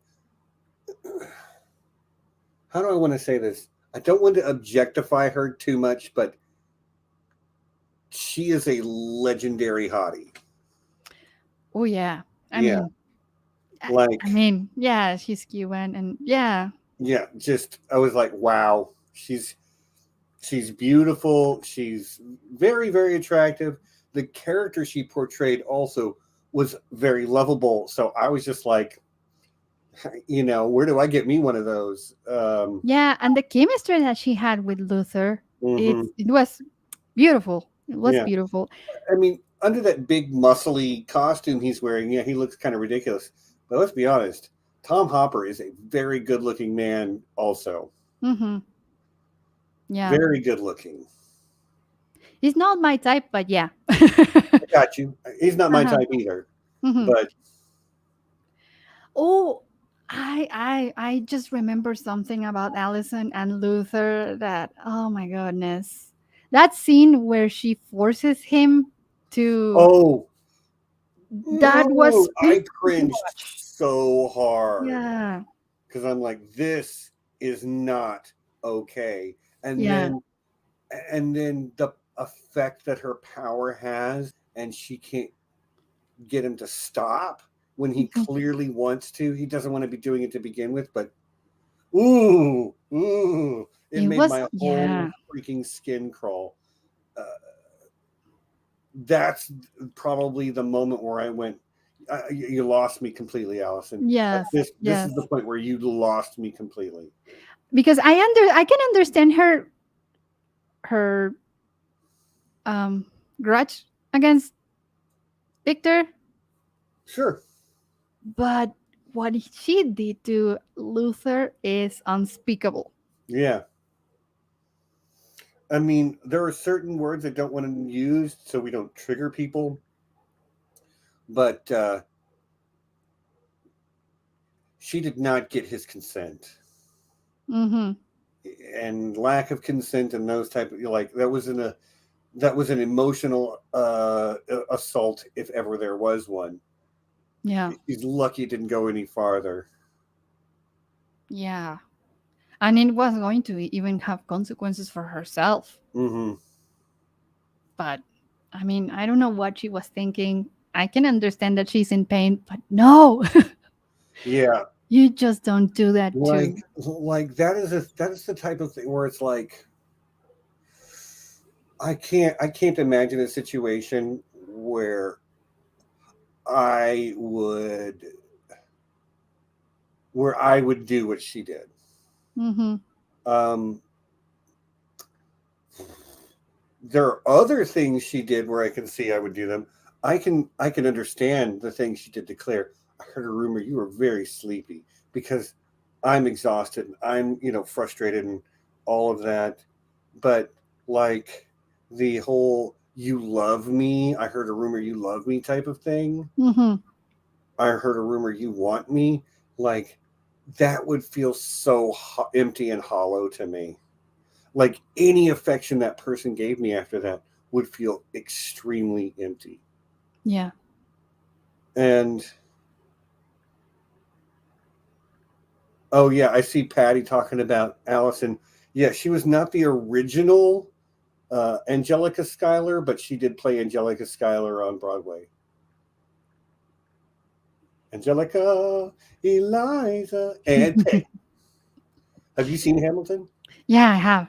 Yeah. I have. I am a huge fan of Lin Manuel. Okay. There you go. Lin Manuel. Yeah, of Hmm. course. He's extremely good. He's Encanto. extremely talented. Yeah, yeah, yeah, Yeah. yeah. Let's not get too off into the weeds, but yeah, she was on Broadway. Hmm. Um, Um, okay, I was going to mention something else. Now that you mentioned slow ends, uh, I love how you call her Slow Ann. slow end. I think it's slow end. Well, I don't know. I mean, It's it's just Sloan. Sloan. Yeah, at least as far like for English speakers, it's Sloan, like Okay, Stone, but with an L instead. Sloan. But like Slow end sounds prettier. okay, it's also Yeah, looks like Slow Ann if you yeah. read it, Hmm. but it is Sloan. You can say whatever you want, though. It's your podcast. You can kick me off if you want. It's too annoying. So, whatever. I'm okay with that. Well, Mm. now that you mentioned her nationality, that reminded me of that moment in which Diego and Ben discussed in their own languages. And we heard a lot of Spanish from Diego as well. And that's something that they hadn't done in this series, because they didn't really grew up in their original environment. So it's a little bit unjustifiable that they speak their own language, but it's pretty cool. Yeah, I'm all for that in storytelling when you people should speak their native language, and even if it's not your native language, but you have a language where you can speak more privately. Hmm. Like it's the thing you use. I mean, you're bilingual, you know. Yeah. You speak Spanish in your everyday life, but I'm sure there are times when you might speak English so the kids don't understand you, or the people. Yeah. It's just that some words or some expressions sound better in one language specifically. And for example, in that scene where they verbally fight each other, that was actually an improvised scene. That they weren't meant to speak their own languages, and the one that started it was David Castañeda, and then the actor that plays Ben Speaking followed. of Korean, yeah. Yeah, started speaking in Korean, that scene was pretty interesting. It's a little underrated, but for me it was interesting because those two actors are actually very close. They're really good friends in real life. So when I learned that that scene was sort of improvised, it it was more enjoyable for me, because Okay. as a bilingual person, I can relate to that moment in which you choose a language to express something instead of your own, or maybe if you are speaking in the other language that you speak to, sometimes jumping into your original language, it just feels so natural. Right. Hmm. Yeah, I see. I think that, and you're right. Their first Hmm. language should be English, just based on their upbringing. But it felt fun, and in the spirit of the moment, for them to switch to Spanish and Korean, the way a native, if you were, say, here visiting the United States and you're speaking English to everyone, and you're walking down the street and you hit your foot on something and your toe really hurts, you're probably going to revert back to Spanish Oh yes, for yes. just at least for a moment while you Mm. cursed and hijo de la playa. That's my favorite, by the way. I say that sometimes when I stub my toe into something. Hmm. Yeah, it doesn't mean, yeah, it's funny. I Yeah. think it's funny. Personally, I enjoy cursing on Spanish more Okay. than I do in English. Yes. I mean, I have a history of being a potty mouth. I'm not proud of Oh, that, but really? it's yeah. And well, Spanish is my favorite language to for insults or for cursing or for it's more versatile. I don't know which Mhm. word. Well, you're better at cursing in Spanish. You've had more practice than with English. Not really, but Oh, I come on. mean, Don't. no, no. I mean, it's not because of the language barrier, but it's actually because of the richness of of the language. I'm not saying that. I'm not saying, of All course, right. that English You, is a you, lesser. you It's a can say, lesser language than Spanish, look, but we English is use. English is three languages in a trench coat pretending to be one language. Yeah, but the thing is, English is so concise. It's very on the point, and Okay. and we Spanish speakers tend to go through the branches in order to get to a point, you know? And it's the same way when you're cursing. So you use a lot of adjectives and it's more elaborate. An insult or cursing in Spanish is way more elaborate than cursing in Spanish. So that's why I enjoyed that scene so much, because I saw that switch It was activating. it felt genuine, didn't it? Yes, yes, yeah. Yeah, I'm with you. Again, there was a lot to love this season. My, Mhm, uh, I guess we're kind of getting close to the end on this. So one thing I do want to bring up that I did remember was literally the very last scene. There's two things. One is, where is Sloane mhm, at the end of the season? yeah, Because yeah. She didn't cross she might that. not exist, Mhm, but somehow Ben does. But Ben was a umbrella, so like there's this whole weird thing. Like, where is Sloane? We need more Sloane. We well, it's possible. It's possible that this band is not the Sparrow's band, but yeah, the Umbrella's exactly. band. Mm-hmm. Well, it's except he acts like Sparrow Ben, not Umbrella Ben. Mm-hmm. But like I can, but there was a Ben that was an Umbrella, so I could see that being why he's still there, and we don't see Sloane. Mm-hmm. But God, don't give me season 4 without Sloane, man. She was the best addition to this Yes, season. I agree. I agree. And then of course at the end, Sir Reginald got what he wanted. Mm-hmm. He's got his wife back. So the alien power couple is ruling the world from the Hargreaves Enterprises Stark Tower or whatever, the big Mm-hmm. giant skyscraper with his initials on it, which makes me go, what the heck is going to happen in season 4? Because there has to be a season 4. You can't Yes.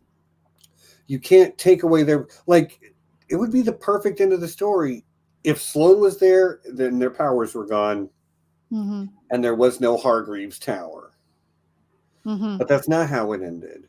They did put Reginald Hargreaves above everything, looking down on the world, looking almost like he's ready to conquer at this point.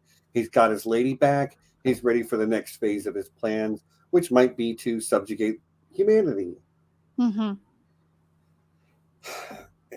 And I think getting Sloane back is probably going to be the thing that distracts Luther from the big problem of Reginald Hargreaves. Yeah. They will eventually need his skills. Yeah. Yeah. That's definitely going to be a problem in next season. But yeah, it's a little weird that we got the Sparrow band, but we didn't get Sloan. I agree with you on that. And we could have gotten all the sparrows back, Mm-hmm. because if you're resetting the universe, Reginald could have done whatever he wanted, and it seems like the only exception or change he made for anybody's sake other than his own was for Allison. Mm-hmm. And even at the end, like Allison might still have her powers too, Mm-hmm. because when everybody else was standing on the stars and they were having the light taken out of them to operate the machine so Reginald could reset the universe, he told Allison, don't go. She started to go to stand on one of the stars and he told her no, Mm-hmm. and so Five went as the last person instead. So Allison never had the light taken out of her. She might still have her powers when right now. Mm-hmm.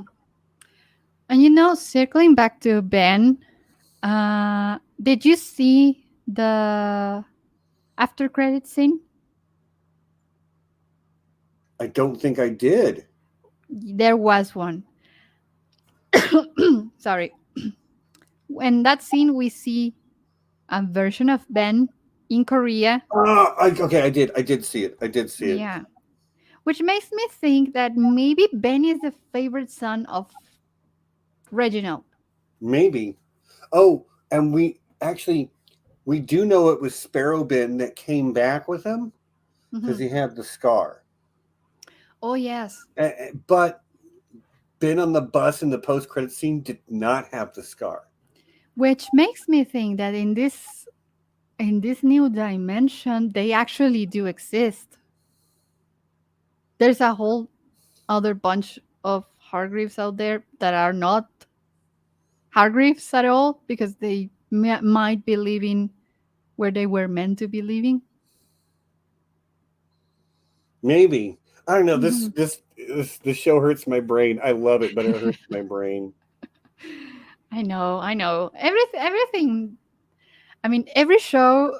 I'm a sucker for time travel, interdimensional thing is kind of type of stories. I love that. I just simply love that. So I am very familiar when it comes to what could happen in an alternate reality. So my theory is that all the Hargreaves are out there. As in, like, there's a doppelganger for Yeah. everyone. Yeah. And maybe the reason that Reginald did not allow, I will say allow because I'm just making an Hmm. assumption, allow Sloan to cross the portal. It's maybe because he's planning something with the Sloan in this other world. Maybe. I mean, who's to say? Sir Reginald has plans within plans within plans. Yeah. It's a, I don't know. Oh, we didn't speak about Pogo. We didn't Oh, mention Pogo. Pogo! Oh, that's the other thing I wanted to talk about. I never realized I needed a chimp riding a Harley in my Mm-hmm. life, but I did. And a chimp is an ape, and he was riding that motorcycle with the handlebars way up here. I don't know if you know this, Mm-hmm. but one of the I'm not sure what the actual name is, but one of the sort of like slang terms for that is those are called ape hangers Oh. because they make you put your arms up like this and you look like an ape. So uh, that was the only kind of handlebars they could have given him, the ape Mm-hmm. hanging handlebars. So tattoo Harley Pogo with a white trash girlfriend is just so great. Yeah. I enjoyed it too much. I mean, Pogo was one of my favorite characters in the past seasons. Hmm. And to now see him as this, I don't know how to call him. I mean, disappointed person. I don't Okay. know if I should call him a person or, Yeah, he's a uh, person. yeah, he's a person or a man. I don't know.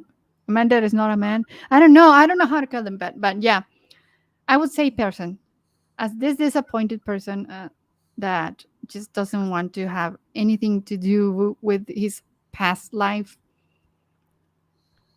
And well, it's understandable that he wasn't meant to fit in any other type of society. Hmm. So So it was yeah, only so natural that he was going to gravitate towards the outcasts hmm, or the rebels or the problematic. I don't know how to call that, but yeah, Outcast and Rebel works.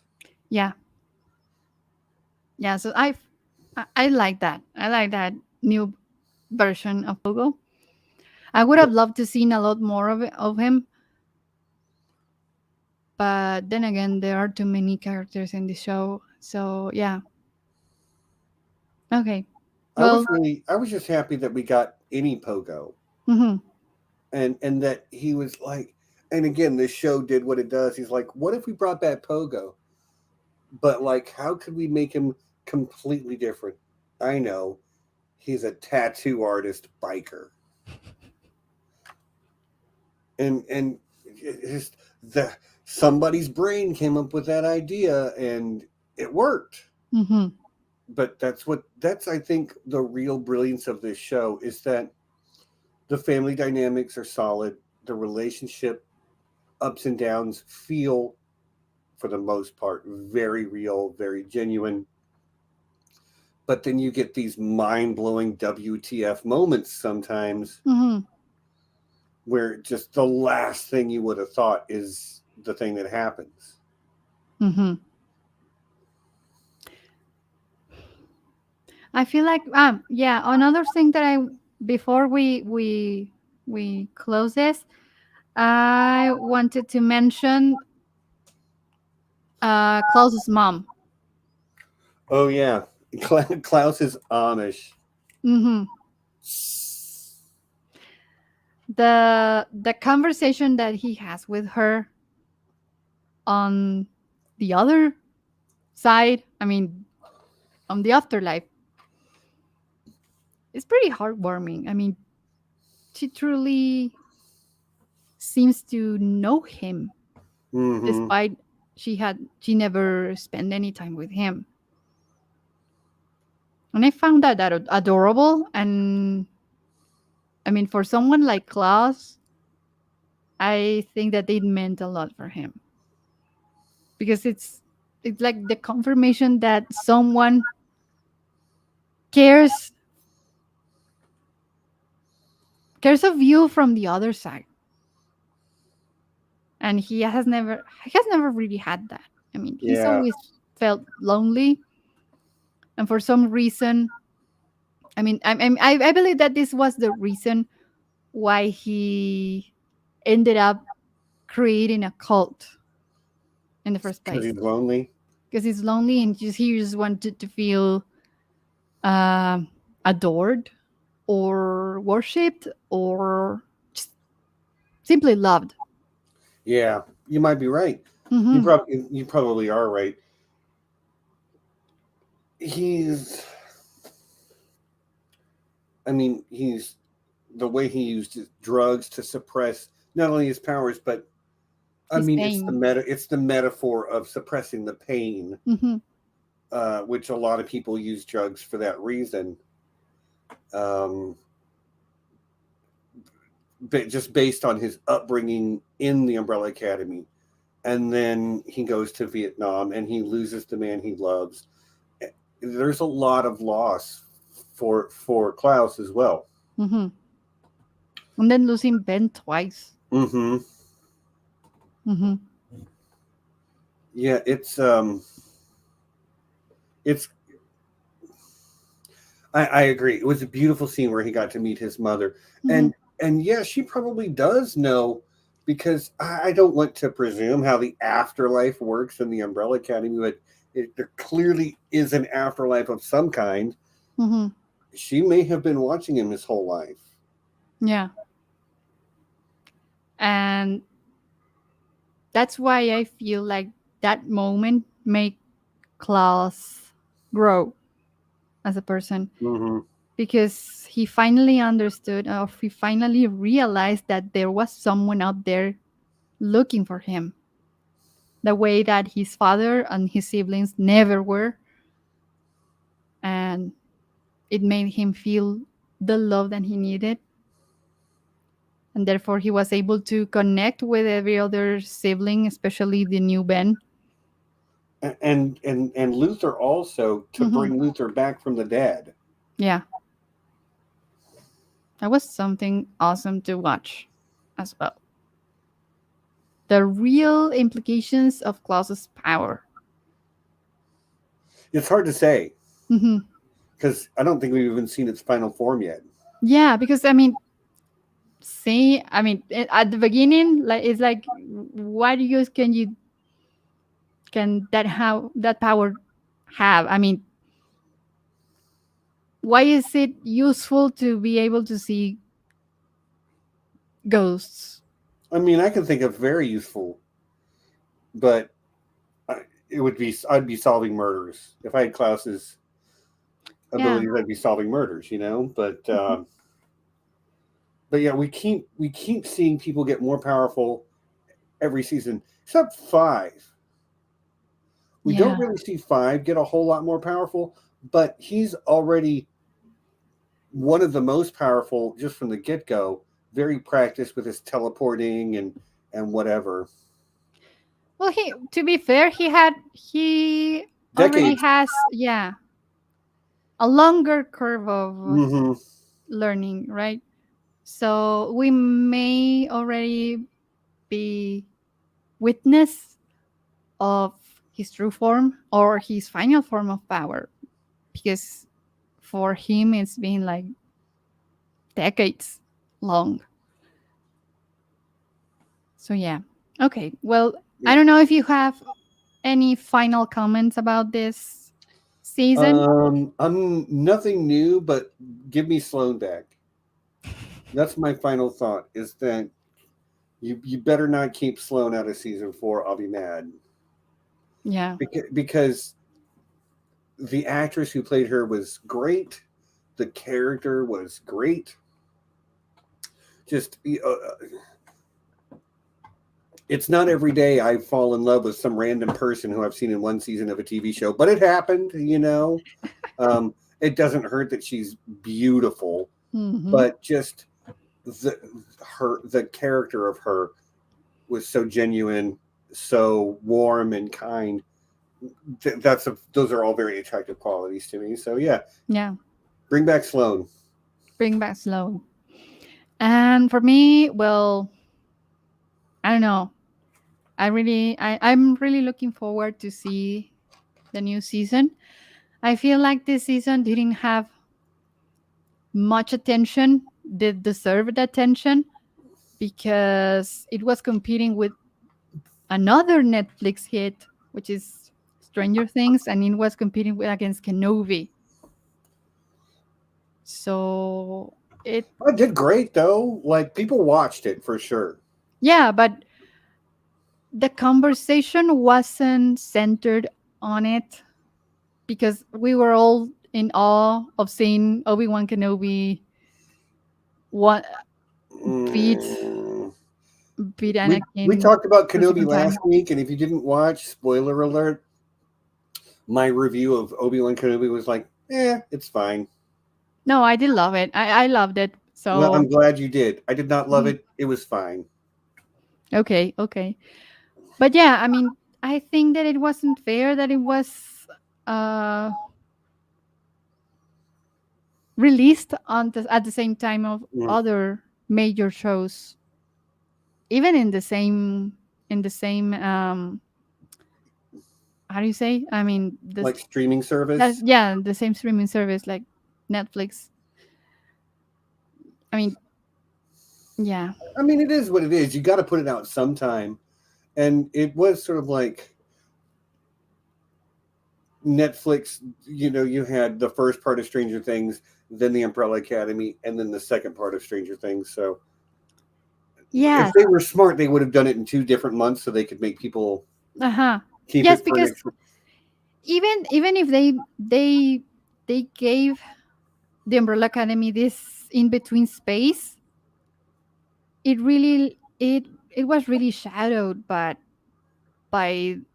volume 1 of Stranger Things. Nobody was commenting on Umbrella Academy because everyone was still commenting Hmm. about Stranger Things volume 1 of season 4. And on This top is, of that, the other network is, yeah, yeah. I have said it before. I prefer the like week to week. Give me one episode a week, or like there was a show that came out earlier this year. I don't know if you've seen it, Cecilia. It's called The Legend of Vox Machina. No. It's an animated show on Amazon Prime. It's my favorite show of this year so far. It is fantastic. You should watch it if you have Amazon Prime. It is my favorite show that's come out this year. I loved everything about it. Animated show about Dungeons and Dragons. Um, Oh, okay. Hmm. but it was extremely good. I'll tell you about it later. But so their episodes are like 25 minutes, and they did three in a week, and then next week three more, and then next week three more, and then next week three more. I like when a streaming service kind of stretches it out. It lets you talk about it for longer. It lets you think about it for longer. I'll binge a show. I binged Umbrella Academy. Mm-hmm. I binged all of Stranger Things Volume 1 in 2 days, and then Volume 2, I watched it all today. Mm-hmm. Me too. But we're going to talk about it Sunday, and then Mm-hmm. it's going to leave my brain. It's not going to live there for 2 months while they keep releasing episodes. And I'm not going to have as much time to watch an episode, think about it, talk with my friends about it. You know what I mean? Yeah. So I'm with you. They have done themselves a disservice by sort of dropping it all at once in the middle of a whole bunch of other stuff going on. I think you hit it on the head with that. Yes. And moreover, I mean, yes, the Umbrella Academy is popular. It's a popular show, but one of the greatest shows in Netflix is Stranger Things. So I don't Yeah, think it was like a smart decision it's the to. biggest one they got. Yes, I don't think it was a smart decision to stream them at the same time. Well, almost at the same time because yeah, it got out. I mean, it was on the shadow of Stranger Things. But yeah. Anyway, well, thank you so much, Steven, for joining me once again. It's bedtime. It is bedtime, but Yeah. we will continue our conversation not about Umbrella Academy, but What about on Stranger Things? Stranger Things this Sunday at 6 p.m. 6 Eastern. p.m. 6 p.m. Eastern. Yes. So you are welcome to join us there. You will find the link to Steven's channel on the description of this video. So please go there and subscribe. His content is always awesome. He always has this wonderful co-hosts and guests. Not this week. No co-host this week. No co-host this week, so it's just going to be you and me talking about. Well, we're going to have one other person. His Okay. name is Jonas Yogerst or Yogi. Okay. He has a YouTube channel called Through the Moon Door. Okay. He's German guy, but he loves Stranger Things. I've known him for a while. He's been on the channel a time or two. It's been a minute, but he's been on there. Yeah, he's going to join us for also. But no Awesome. John, no Nessie. They're sort of recovering from vacation week and what have you. Yeah. I heard that they got the plague. They did. Well, so Dan, who runs the Voice of Geekdom YouTube channel, had come to the United States for a Tolkien conference, and he went to that. And then a whole bunch of people gathered because he was in the States, and they were like, let's go hang out with our friend. I couldn't make it, had to Mhm. work. But apparently Dan got COVID from the convention and then brought it to everybody on vacation. But Oh, that's a bummer. yeah. But nobody got super sick or anything, but they got COVID. Yeah, it sucks. It But does. I was glad to know that they were starting to feel better. So yeah, I hope you get 100% really, really soon. Okay, so once again, Steven, thank you so much for joining me once again in this channel and in this conversation. This time on a different topic. This time is not the expense. Right? Hey, man, I watch it all. hmm So anyway, thank you all for joining us in this streaming. Thank you for staying this long in this particular live, and I hope you had enjoyed this conversation about Umbrella Academy. And I appreciate that your I appreciate your subscription if you're new to this channel and your and that you activate the little bell button in order to be always current in the updates in this channel. And thank you so much if you are listening via Spotify. Thank you for so much for your follow. And well, in general, thank you so much. And you're welcome to join us in our, well, if you're a Spanish speaker, or if you don't mind that the majority of the speakers of this group are Spanish speakers, you are welcome to join us as well in the Facebook group on my Facebook page, Geeksterilia. You will find it on the groups there. It's called Geeksters, and we mainly just share memes about the shows that we love. It's Hey man, I, that's I good must stuff. say that I must say that this it's a very fine curation of memes, especially from Star Wars. Those are the best, and in our group. So you're welcome to join us. And if you like my other content, you may also support me via Patreon. And here will you find the link. You will also find the link on the description of this channel. I'm a patron. Yes, Steven Join is a me. patron. Patty is a patron. So thank you so much for your support, and Oh, we love I you. will always appreciate it. So anyway, this is all for this week. Next week we will be talking about Stranger Things, but in Spanish with uh, a guest that you already know, Mikey Borrell from. Um, I don't remember the name of the show that he runs. I'm sorry. It's just in television. It's in television, and well, he will be joining us to discuss Stranger Things as well in Spanish. If you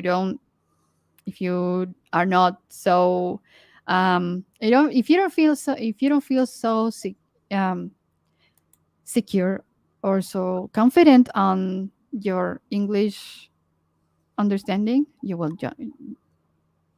may join us on the Spanish um, topic of this Stranger Things. Okay, so goodbye. Thank you so much for everything, and may the force be with you. Bye. Peace.